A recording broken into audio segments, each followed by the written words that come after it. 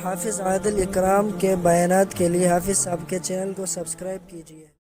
حضور اکرم صلی اللہ علیہ وسلم کے طائف کے سفر کا قصہ۔ نبوت مل جانے کے بعد 9 برس تک نبی اکرم صلی اللہ علیہ وسلم مکہ مکرمہ میں تبلیغ فرماتے رہے اور قوم کی ہدایت اور اصلاح کی کوشش فرماتے رہے، لیکن تھوڑی سی جماعت کے سوا جو مسلمان ہو گئی تھی اور تھوڑے سے ایسے لوگوں کے علاوہ جو باوجود مسلمان نہ ہونے کے آپ صلی اللہ علیہ وسلم کی مدد کیا کرتے تھے، اکثر کفار مکہ آپ صلی اللہ علیہ وسلم کے اور آپ صلی اللہ علیہ وسلم کے صحابہ رضی اللہ عنہم کو ہر طرح کی تکلیفیں پہنچاتے تھے، مذاق اڑاتے تھے اور جو ہو سکتا تھا اس سے درگزر نہ کرتے تھے۔ حضور صلی اللہ علیہ وسلم کے چچا ابو طالب بھی انہی نیک دل لوگوں میں سے تھے جو باوجود مسلمان نہ ہونے کے حضور صلی اللہ علیہ وسلم کی ہر قسم کی مدد فرماتے تھے۔ 10ویں سال میں جب ابو طالب کا بھی انتقال ہو گیا تو کافروں کو اور بھی ہر طرح کھلے مہار اسلام سے روکنے اور مسلمانوں کو تکلیف پہنچانے کا موقع ملا۔ حضور اقدس صلی اللہ علیہ وسلم اس خیال سے طائف تشریف لے گئے کہ وہاں قبیلہ ثقیف کی بڑی جماعت ہے،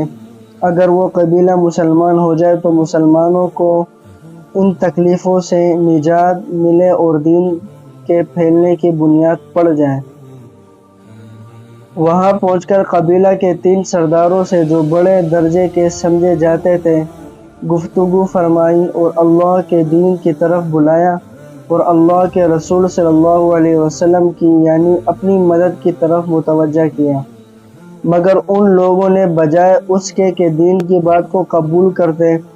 یا کم سے کم عرب کی مشہور مہمان نوازی کے لحاظ سے ایک نووارد مہمان کی خاطر مدارت کرتے، صاف جواب دے دیا اور نہایت بے رخی اور بد اخلاقی سے پیش آئے۔ ان لوگوں نے یہ بھی گوارا نہ کیا کہ آپ صلی اللہ علیہ وسلم یہاں قیام فرما لیں۔ جن لوگوں کو سردار سمجھ کر بات کی تھی کہ وہ شریف ہوں گے اور مہذب گفتگو کریں گے، کہ ان میں سے ایک شخص بولا کہ او ہو،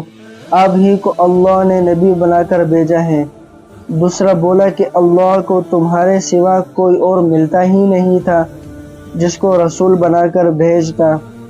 تیسرے نے کہا کہ میں تجھ سے بات کرنا نہیں چاہتا اس لیے کہ اگر تو واقعی نبی ہے جیسا کہ دعویٰ ہے تو تیری بات سے انکار کر دینا مصیبت سے خالی نہیں، اور اگر جھوٹ ہے تو میں ایسے شخص سے بات کرنا نہیں چاہتا۔ اس کے بعد ان لوگوں سے نا امید ہو کر حضور صلی اللہ علیہ وسلم نے اور لوگوں سے بات کرنے کا ارادہ فرمایا، اور آپ صلی اللہ علیہ وسلم تو ہمت اور استقلال کے پہاڑ تھے، مگر کسی نے قبول نہ کیا، بلکہ بجائے قبول کرنے کے حضور صلی اللہ علیہ وسلم سے فرمایا کہ ہمارے شہر سے فوراً نکل جاؤ اور جہاں تمہاری چاہت کی جگہ ہو وہاں چلے جاؤ۔ حضور اکرم صلی اللہ علیہ وسلم جب ان سے بالکل مایوس ہو کر واپس ہونے لگے تو ان لوگوں نے شہر کے لڑکوں کو پیچھے لگا دیا کہ آپ صلی اللہ علیہ وسلم کا مذاق اڑائیں، تالیاں پیٹیں، پتھر ماریں، حتیٰ کہ آپ صلی اللہ علیہ وسلم کے دونوں جوتے خون کے جاری ہونے سے رنگین ہو گئے۔ حضور اقدس صلی اللہ علیہ وسلم اسی حالت میں واپس ہوئے۔ جب راستے میں ایک جگہ ان شریروں سے اطمینان ہوا تو حضور صلی اللہ علیہ وسلم نے یہ دعا مانگی: اے اللہ، تجھ ہی سے شکایت کرتا ہوں، میں اپنی کمزوری اور بے کسی اور لوگوں میں ذلت اور رسوائی کی۔ اے ارحم الراحمین، تو ہی ضعفاء کا رب ہے اور تو ہی میرا پروردگار ہے۔ تو مجھے کس کے حوالے کرتا ہے؟ کسی اجنبی بیگانے کے جو مجھے دیکھ کر ترش رد ہوتا ہے اور منہ چڑھاتا ہے، یا کسی دشمن کے جس کو تو نے مجھ پر قابو دے دیا؟ اے اللہ اگر تو مجھ سے ناراض نہیں ہے تو مجھے کسی کی بھی پرواہ نہیں ہے، تیری حفاظت مجھے کافی ہے۔ تیرے چہرے کے اس نور کے طفیل جس سے تمام اندھیریاں روشن ہو گئیں اور جس سے دنیا اور آخرت کے سارے کام درست ہو جاتے ہیں، اس بات سے پناہ مانگتا ہوں کہ مجھ پر تیرا غصہ ہو یا تو مجھ سے ناراض ہو۔ تیری ناراضگی کا اس وقت تک دور کرنا ضروری ہے جب تک تو راضی نہ ہو، نہ تیرے سوا کوئی طاقت ہے نہ قوت۔ مالک الملک کی شان قہاری کو اس پر جوش آنا ہی تھا کہ جبرائیل علیہ السلام نے آ کر سلام کیا اور عرض کیا کہ اللہ نے آپ صلی اللہ علیہ وسلم کی قوم کی وہ گفتگو جو آپ صلی اللہ علیہ وسلم سے ہوئی سنی اور ان کے جوابات سنے، اور ایک فرشتے کو جس کے متعلق پہاڑوں کی خدمت ہے آپ صلی اللہ علیہ وسلم کے پاس بھیجا ہے کہ آپ صلی اللہ علیہ وسلم جو چاہیں اس کو حکم دیں۔ اس کے بعد اس فرشتے نے سلام کیا اور عرض کیا جو ارشاد ہو میں اس کی تعمیل کر دوں، اگر ارشاد ہو تو دونوں جانب کے پہاڑوں کو ملا دوں جس سے یہ سب درمیان میں کچل جائیں، اور جو سزا آپ تجویز فرمائیں۔ حضور صلی اللہ علیہ وسلم کی رحیم و کریم ذات نے جواب دیا کہ میں اللہ سے اس کی مدد امید رکھتا ہوں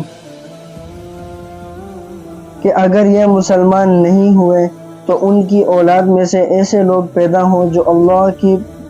پرستش کریں اور اس کی عبادت کریں۔